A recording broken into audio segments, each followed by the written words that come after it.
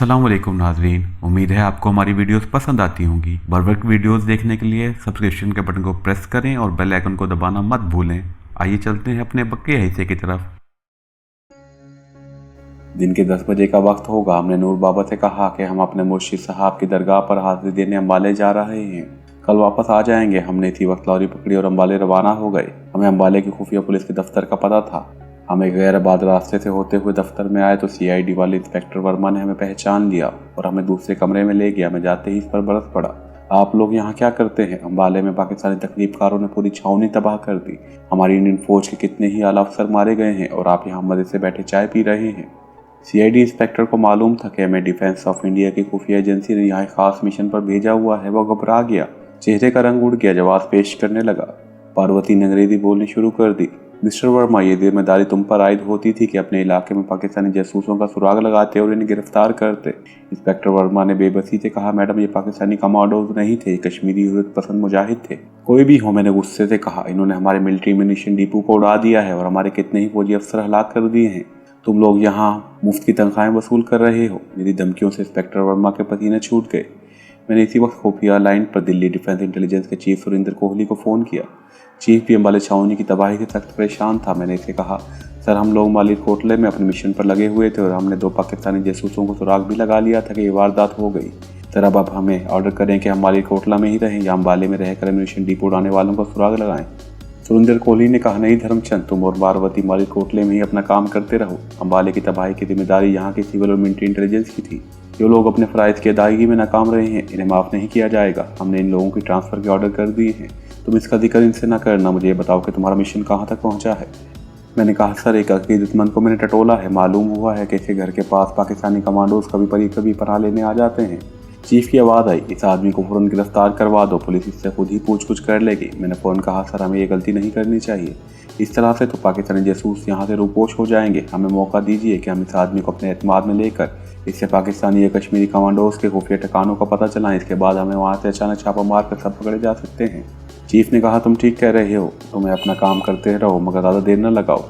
हमारे पास ज़्यादा वक्त नहीं है और इन कमांडोज ने तकरीबकारियाँ शुरू कर दी हैं।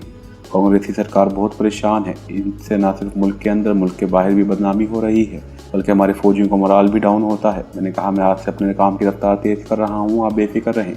चीफ सुरेंद्र कोहली की आवाज़ आई, मैं सारी रिपोर्ट लिखकर डिफेंस मिनिस्ट्री को, सीक्रेट सर्विस के मंत्री को भेज दूंगा और उसकी एक कॉपी शिवसेना के लीडर बाल ठाकरे को भी भिजवा दी जाएगी ताकि वो तुम्हारी और हमारी कारकर्दगी से बाखबर रहे। मैंने कहा, आप अच्छा कर रहे हैं। ओके सर, फिर मुलाकात होगी। फ़ोन बंद हो गया। CID इंस्पेक्टर वर्मा ने सारी बातें सुनी थी और वो ज़्यादा परेशान हो गया था। मैंने इसे हौसला दिया और कहा, मिस्टर वर्मा तुम्हें आइंदा से होशियार रहना होगा। फिलहाल तुम्हारे खिलाफ किसी किस्म के रिमार्क्स में अपनी रिपोर्ट में नहीं लिखूंगा।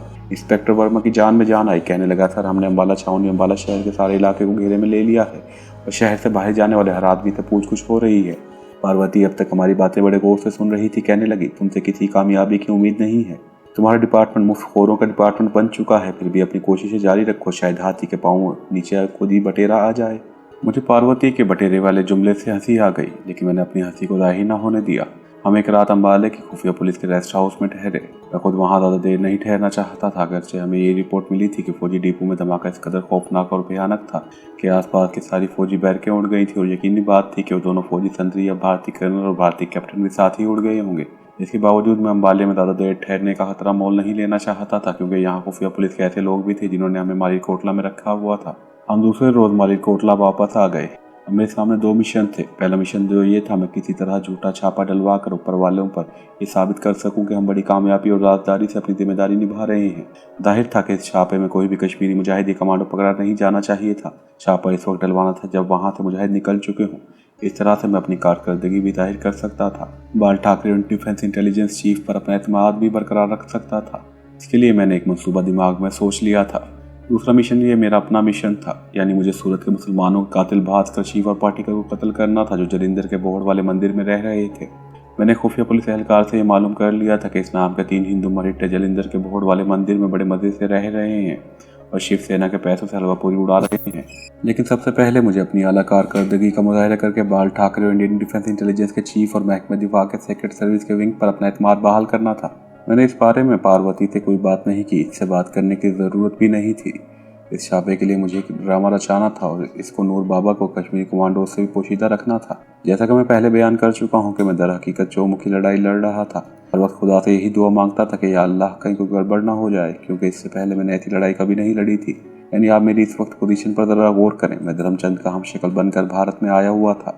भारत की सीक्रेट सर्विस वालों के ईमेल पर मैं मुसलमान का रूप धार कर सूफी बुजुर्ग की शक्ल में मालिल कोटले में वारदात कर रहा था, ताकि पाकिस्तानी जासूस अगर वहां आते हैं तो इनका सराग लगाऊं। इसके साथ ही मुझे नूर बाबा और कश्मीरी मुजाहिदों पर यह जाहिर भी नहीं करना था कि मैं हकीकत में मुसलमान ही हूँ और पाकिस्तानी कमांडो हूँ और धर्मचंद का हमशक्ल बनकर यहाँ दुश्मन के नापाक अज़ाइम को खाक में मिलाने के लिए आया हुआ हूँ। इंडियन डिफेंस इंटेलिजेंस और शिवसेना के बाल ठाकरे पर अपनी आला कारकर्दगी जाहिर करना भी बहुत ज़रूरी था, लेकिन ये तनी हुई रस्सी पर चलने वाली बात थी। यानी पुलिस को छापा भी डालना था और किसी कश्मीरी मुजाहिद को गिरफ्तार भी नहीं करवाना था। दूसरी बात यह थी कि कश्मीरी मुजाहिदों पर यह जाहिर भी नहीं करना था कि मैं कोई ड्रामा रचा रहा हूँ। मुझे तो यही मालूम था कि मैं भारतीय मुसलमान हूँ, सूफी टाइप का दरवेश हूँ, इस्लाम का शहदाई हूँ। भारत के मुसलमानों पर जो जुल्म सितम हो रहा है और फसादात में हिंदू ने जिस तरह बेदरे कत्ल करते हैं वो मुझसे बर्दाश्त नहीं होता। मैंने नूर बाबा से मालूम किया कि अली शाह और इमदाद अली अगले हफ्ते मालिक कोटला मदार पर आ रहे हैं, क्योंकि नूर बाबा ने इस दौरान पूरा पता करवा लिया था कि अली शाह को गिरफ्तार शुदा कश्मीरी साथी जलिंदर जेल में किसी कोठरी में बंद की गए हैं। अली शाह और इमदाद अली तीसरे दिन ही आ गए। इनकी आमद के बारे में जाहिर है मुझे पार्वती को बिल्कुल नहीं बताना था। नूर बाबा ने मुझे राजदारी से कहा कि आज रात दोनों मुजाहिद कोठरी में आ रहे हैं, अगर तुम इनसे मिलना पसंद करो तो आ जाना। वैसे इन्होंने ख्वाहिश जाहिर की है कि हम सूफी जी से ज़रूर मिलना चाहते हैं। नूर बाबा हंस कर कहने लगे, वो तुमसे दुआ करवाना चाहते हैं कि इनका मिशन कामयाब हो जाए। मैं रात के 3 बजे नूर बाबा की कोठरी में पहुंच गया। दोनों कश्मीरी कमांडो मुझे देख कर उठ कर मिले। इन्होंने मेरे हाथों को चूम कर आंखों से लगाया। मेरे तावीज़ ने इनके अम्बाला छावनी वाले मिशन की कामयाबी में बड़ा अहम किरदार अदा किया था। अगरचे इन्होंने मेरी हिदायत के मुताबिक नूर बाबा से खुफिया नंबर वाले तावीज़ का बिल्कुल जिक्र नहीं किया था। नूर बाबा ने इन्हें बताया कि दोनों मुजाहिद जलिंदर जेल में पीपल के दरख्त वाली फांसी की कोठरी में बंद है और इन्हें सिर्फ दिन में ही थोड़ी देर के लिए टहलवाने के लिए बाहर निकाला जाता है। इस दौरान 2 मुसल्लह सिपाही इनके आगे आगे होते हैं और 2 सिपाही इनके पीछे पीछे होते हैं। अली शाह और इमदाद अली बड़े गौर से नूर बाबा से एक एक तस्वीर सुनते और गौर करते रहे। मैंने इन्हें कहा, खुदा पर भरोसा रखो, तुम्हारे साथी ज़रूर इस मुसीबत से निकल आएंगे। अली शाह बोला, सूफी जी आप भी दुआ करें, हम तो अपनी जान की बाजी लगा देंगे, बाकी मिशन की कामयाबी अल्लाह के हाथ में है। मेरे जहन में पूरा मंसूबा था, मैं सब कुछ सोच कर वहाँ गया था। मैं दोबारा अल्लाह अल्लाह कहा और आंखें बंद कर ली। नूर बाबा ने अली शाह से सरगोशी में कहा, बाबा जी मुराकबे में चले गए हैं। मैं किसी मुराकबे वगैरह में नहीं गया था, सिर्फ ड्रामा कर रहा था। मैंने अल्लाह अल्लाह कहा और आंखें खोल कर अली शाह की तरफ देखा और बुल्फ चाल खेलते हुए कहा, अली शाह मैं देख रहा हूँ कि तुम लोग मालिक कोटला शहर के जनूब की जानिब की वीरान जगह पर छुपे हुए हो। मुझे नूर बाबा की ज़बान ही मालूम हो चुका था। ये दोनों मुजाहिद जब भी मालिक कोटला के बाहर आते थे तो एक खुफिया ठिकाने पर दिन के वक्त छुपे रहते थे। मुझे ये मालूम नहीं था कि वो ठिकाना कहाँ है, जाहिर है किसी गैराबाद जगह पर ही हो सकता था। मेरी बर्फ चाल कामयाब रही। कुछ पहले से दोनों कश्मीरी मुजाहिदों पर मेरे तावीज़ की करामत की ढाक बैठी हुई थी। अली शाह ने फ़ौरन कहा, हज़रत जी आपने बिल्कुल दुरुस्त फरमाया है, हम शहर के जुनूब में अमरूदों के बाग के पीछे बारादरी के पास बैठे थे। इसकी बात काट कर कहा, मैं देख रहा हूँ कि बारादरी के नीचे एक तहखाना है। मेरी दूसरी बलफ चाल भी कामयाब रही। इमदाद अली बोला, सूफी जी आप ठीक फरमा रहे हैं, हम इसी तहखाने में आकर छुपते हैं। कोई ख़ास बात है क्या? मैंने अपनी सोची समझी स्कीम पर अमल करते हुए कहा, बात यह है कि मैं देख रहा हूँ कि तुम्हारे दुश्मन तुम्हारे तहखाने में घुस आए हैं और उनके पास भारी असला है, वो तुम्हें गिरफ्तार करने आए हैं। तुम्हारी किसी ने मुखबरी कर दी है। दोनों मुजाहिद परेशान हो गए। अली शाह बोला, लेकिन हज़रत जी हम तो इस वक्त आपके सामने बैठे हैं। मैंने कहा, इसलिए बच गए हो, अब वापस अपने खुफिया ठिकाने पर हरगिज़ न जाना, इस जगह की मुखबरी हो गई है। अम्बाले के पुलिस गार्ड तुम्हें पकड़ने के लिए अमरूदों के बाग में पहुंच चुकी है, किसी भी वक्त वहाँ छापा पड़ सकता है, वहाँ वापस हरगिज़ न जाना। इमदाद अली ने कहा, मगर हज़रत जी वहाँ हमारे 2 स्टीन गन, 2 पिस्तौल, कमांडोज का दूसरा सामान भी है जो हम अपने साथ लाए थे, क्योंकि यहाँ से हमें जलिंदर अपने साथियों को फरार कराने के लिए जाना था। मैंने आवाज़ में थोड़ी गरज पैदा करते हुए कहा, अगर मरना चाहते हो तो वापस तहखाने में चले जाओ, अगर जिंदा रहना चाहते हो तो यहाँ से निकल कर इस तरफ का रुख न करना। अली शाह बोला, आपका फरमाना सर आंखों पर सूफी जी, हम वापस तहखाने में नहीं जाएंगे। असला हम किसी दूसरी जगह से हासिल कर लेंगे, हम यहाँ से जलिंदर की तरफ रवाना हो जाएंगे। मैंने कहा, इसी में तुम्हारी बेहतरी है। इसके बाद मैंने 5 बार अल्लाह अल्लाह का बुलंद आवाज़ में विर्द किया और अपने मुंह पर दोनों हाथ फेरते हुए कहा, या अल्लाह हमारे कश्मीरी मुजाहिदों को अपना हमेशा अपनी हिफाजत में रखना। नूर बाबा ने भी दोनों मुजाहिदों की ताकीद की कि वापस अपनी कमी गाह में हरगिज़ न जाएं। इसके बाद अली शाह इमदाद अली ने मेरा शुक्रिया अदा किया और कहा, हम यहाँ से सीधा जलिंदर जा रहे हैं, वहाँ हम अपने साथियों को जेल से फरार कराने की कोशिश करेंगे, आप हमारे लिए दुआ करें। मैंने कहा, मेरी दुआएं तुम्हारे साथ होंगी। दोनों मुजाहिद मुझसे और नूर बाबा से मुसाफा करके कोठरी से निकल गए। मुझे यकीन था कि वो मालिक कोटला के अमरूदों के बाग वाले अपने खुफिया कमी गाह पर हरगिज़ नहीं जाएंगे। मैं यही चाहता था। मैं और नूर बाबा कुछ देर बातें करते रहे, क्योंकि सुबह के अजान का वक्त हो रहा था। इतने में मदार की मस्जिद में सुबह की अजान की आवाज़ बुलंद हुई। मैंने नूर बाबा से कहा, आज मुझे सुबह की नमाज के बाद स्टेशन वाले दरगाह पर हाजिर देने का हुक्म हुआ है। ये मैंने इसलिए कहा था कि स्टेशन पर मुझे टेलीफोन करने की सहूलत हासिल थी। वहाँ एक पब्लिक टेलीफोन बूथ था जो शायद रेलवे वालों की तरफ से लगाया गया था या टेलीफोन के महकमे वालों ने लगाया था।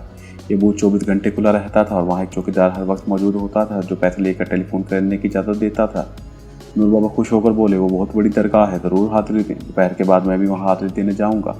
हम दोनों नमाज़ पढ़ने मज़ार की मस्जिद में आ गए। नमाज के बाद मैं अपनी कोठी में आकर इंतज़ार करने लगा कि दोनों कश्मीरी मुजाहिद मालिकोटला के इलाके से निकल जाएँ तो मैं टेलीफोन करने जाऊँ।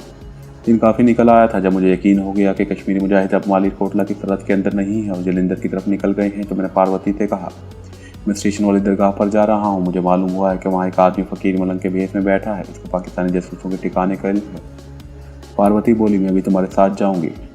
मैंने इसे रोक दिया, नहीं मैं अकेला ही जाऊँगा, तुम साथ होगी तो मलंग हो सकता है ज़बान न खोले। मैं तो इस पर किसी न किसी तरह असर डाल दूँगा और ख़ुद को पाकिस्तानी जासूसों का हमदर्द जाहिर करने में कामयाब हो जाऊँगा। ठीक है, तुम अकेले ही जाओ, मैं यहाँ जाहिल गवार औरतों के दरमियान जौन ऑफ आर्क बनकर बैठ जाती हूँ। ऐ भगवान, यहाँ से कब दिल्ली जाना नसीब होगा। मैंने इसे सख्ती से कहा, खबरदार यहाँ भगवान का नाम कभी ज़बान पर न लाना। जानती नहीं हो हम मुसलमान बनकर यहाँ ठहरे हुए हैं। जानती हूँ। पार्वती ने तिनक कर कहा और मदार की तरफ चल दी। मैं दिल में सोचने लगा कि वाकई भारतीय आर्मी कितनी अनप्रोफेशनल है। इनको तो सही तरह ट्रेनिंग देनी भी नहीं आती, कैसे बेवकूफ़ों को भेज देते हैं। मैं वहाँ से सीधा रेलवे स्टेशन की तरफ रवाना हो गया। वहाँ CID के आदमी मौजूद होते थे मगर मुझे इनसे किसी किस्म का खतरा नहीं था।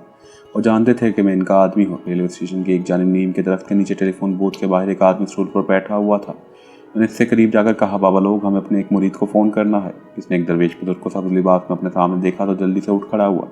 बाबा जी, आप जितने चाहें फ़ोन कर लें। मैंने मुस्कुराते हुए इसको दुआ दी और बूथ में दाखिल होकर इसका शीशा बंद कर दिया और मालिकोटला पुलिस के सबसे बड़े थाने में SHO विक्रम दयाल को फ़ोन किया। अम्बाले पुलिस हेडक्वार्टर की जानिब से विक्रम दयाल की ड्यूटी लगी थी कि मैं इसे जो ऑर्डर करूं इसको फौरी तौर पर बजा लाए। मेरी असल हैसियत के बारे में इसे पूरी तरह बता दिया गया था। घंटी बजती रही, फिर किसी ने रिसीवर उठाकर बेदारी से कहा, थाना, क्या बात है। मैंने कहा, SHO विक्रम दयाल से बात कराओ। ये कोई मुहर्रर था, कड़क लहजे में बोला, जो बात करनी है मुझसे करो, साहब को क्यों बुलाते हो। मैंने बड़े आराम से कहा, अगर तुम्हें अपनी नौकरी अच्छी नहीं लगती महाशय तो तुम इस वक्त अपनी पेटी तुड़वाना चाहते हो तो फिर तुम ही से बात कर लेते हैं। मोहर डर गया, बोला, सर दयाल जी को बुलाता हूँ। दूसरे लम्हे विक्रम दयाल SHO की आवाज़ आई, यस सर, हुक्म सर, मैं SHO थाना विक्रम दयाल बोल रहा हूँ। मोहर ने शायद इसे आंखों ही आंखों में बता दिया था कि फ़ोन पर कोई ऑफिसर बोल रहा है। मैंने कहा, विक्रम दयाल, मैं नंबर 2112 बोल रहा हूँ। विक्रम दयाल ने हकलाते हुए कहा, हुक्म सर, मैं आपका खादिम बोल रहा हूँ। मैंने कहा, मेरी बात गौर से सुनो। फिर मैंने इसे बताया कि अमरूदों के बाग के नीचे जो बारादरी है, इस बारादरी के नीचे एक तहखाना है। इस तहखाने में इस वक्त 2 पाकिस्तानी जासूस छुपे हुए हैं। फ़ौरन पुलिस की मुसल्लह गार्ड लेकर वहाँ छापा मारो और दोनों को गिरफ्तार करके अम्बाले डिवीजन हेडक्वार्टर में पेश करो। विक्रम दयाल की आवाज़ आई, यस सर, अभी हुक्म पर अमल होता है। मैं फ़ौरन गार्ड लेकर वहाँ जा रहा हूँ। मैंने फ़ोन कर दिया। दिल में दुआ मांगने लगा कि मेरे पाक परवरदिगार, दोनों कश्मीरी मुजाहिद अली शाह और इमदाद अली कहीं तहखाने में वापस जाने की हिमाकत न कर बैठे हों। मगर वो बड़े अक्लमंद थे, इन्होंने ऐसा नहीं किया था। मालिकोटला के SHO की सरकर्दगी में बारादरी के पास आकर पुलिस टीम तहखाने का रास्ता तलाश करने लगी। इन्हें बहुत जल्द झाड़ियों में नीचे जाता रास्ता मिल गया। वो बर्क रफ्तार से नीचे तहखाने में पहुंच गए मगर वहाँ नाम निहात पाकिस्तानी जासूस नहीं थे। वहाँ इनके स्टेन गन, 2 पिस्तौल, कमांडो पार्टी का दूसरा सामान मौजूद था मगर कमांडो गायब थे। पुलिस ने सारे मकान पर कब्जा कर लिया। दोपहर तक मालिकोटला के स्टेशन वाले मदार पर ही धूनी रमाए बैठा रहा क्योंकि मुझे दोबारा फ़ोन करके छापे का नतीजा मालूम करना था। मैं 2 बजे बाद दोपहर किसी बहाने उठकर स्टेशन के टेलीफोन बूथ में गया। SHO विक्रम दयाल को फ़ोन करके रेड के बारे में पूछा तो उसने डरते डरते बताया कि कमांडो के ठिकाने पर हम ठीक पहुंच गए थे। वहां से 2 स्टीन गन, 2 पिस्तौल और दूसरा सामान भी बरामद कर लिया है मगर अफसोस कि कमांडो फरार होने में कामयाब हो गए। मैं दिल में बड़ा खुश हुआ और खुदा का शुक्र अदा किया। ऊपर से SHO पर बरस पड़ा, तुम लोगों ने छापा मारने में देर कर दी होगी, तुम सबके सब नाअहल लोग हो। मैं ऊपर तुम्हारी रिपोर्ट करूंगा कि तुम लोगों ने हमारी सारी मेहनत पर पानी फेर दिया है। तुम्हारे खिलाफ महकमाना कार्रवाई होगी। इसके बाद मैंने फ़ोन बंद कर दिया और वहाँ से अम्बाला डिवीज़न के खुफिया पुलिस हेडक्वार्टर में इंस्पेक्टर वर्मा को फ़ोन कर दिया। ये इसका खास नंबर था। वो मिल गया था। कहने लगा, सर, हमें मालूम हो गया है कि मालिकोटला की पुलिस का रेड नाकाम रहा है। आपने जगह की ठीक निशानदही कर दी थी मगर मालिकोटला की पुलिस का अमला देर से वहाँ पहुँचा होगा। मैंने इंस्पेक्टर वर्मा पर यही गुस्सा निकालना शुरू कर दिया। उसे खूब डांटा कि तुम सब सिविल और खुफिया पुलिस वाले एक ही थैली के चट्टे बट्टे हो, तुम सबके खिलाफ कार्रवाई होगी। मैंने इतनी मेहनत से पाकिस्तानी कमांडोज का सुराग लगाया और उनके ठिकाने का पता निकाला और तुमने सबने मिलकर हमारी सारी मेहनत मिट्टी में मिला दी। इंस्पेक्टर वर्मा भी मदद पेश करने में लगा था। मैंने कहा, मेरे पास तुम्हारी वजाहतें सुनने का वक्त नहीं है। मैं पूरी रिपोर्ट ऊपर भेज रहा हूँ, ऊपर फैसला कर लेंगे कि तुम्हारे खिलाफ क्या कार्रवाई होनी चाहिए। और मैंने फ़ोन बंद कर दिया। बूथ के बाहर आकर मैंने स्टूल पर बैठे हुए चौकीदार को 50 रुपये देकर कहा, मैंने अम्बाले अपने मुरीद को भी फ़ोन किया था ये इसके पैसे हैं। वो पैसे नहीं दे रहा था मगर मैंने ज़बरदस्ती पैसे इसकी जेब में डाल दिए और इसके सर पर हाथ रख कर कहा, खुदा तुम्हारा भला करे, तुम बड़े अच्छे आदमी हो, अल्लाह हक अल्लाह। और मैं अल्लाह हक का नारा वेद करता हुआ वहाँ से सीधा नूर बाबा शाह वाले मदार की तरफ रवाना हो गए। अब मुझे स्टेशन वाले मदार पर जाने की ज़रूरत नहीं थी। मैं कुछ वक्त निकाल कर दिल्ली कैंट सेक्रेटरीट में डिफेंस इंटेलिजेंस के चीफ मिस्टर सुरेंद्र कोहली को अपनी कारकर्दगी या जो ड्रामा मैंने खेला था इसके बारे में बताना चाहता था। शाम तक मैं मदार पर ही रहा। पार्वती औरतों के दरमियान बैठी इनके मसले मसाइल सुनती रही। शाम होते ही मैं दोबारा रेलवे स्टेशन पर आ गया।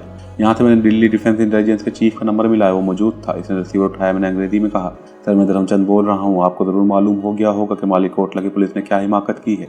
चीफ ने मालिकोटला के एसएचओ को अंग्रेजी में गाली देते हुए कहा, वो तो उल्लू का पट्टा है, लोकसभा के एक मेंबर की सिफारिश पर एसएचओ बन गया था, मैंने इसे फौरन मुअत्तल करा दिया है। मैंने कहा, सर इसने रेड करने में देर कर दी। जिस वक्त मैंने इसे टेलीफोन करके बताया था कि बारादरी के तहखाने पर हमला करो, इस वक्त दोनों पाकिस्तानी जासूस तहखाने में मौजूद थे। अगर एसएचओ ने नाअहली ना दिखाई होती, मेरे फ़ोन करने के 1 घंटे बाद छापा ना मारा होता।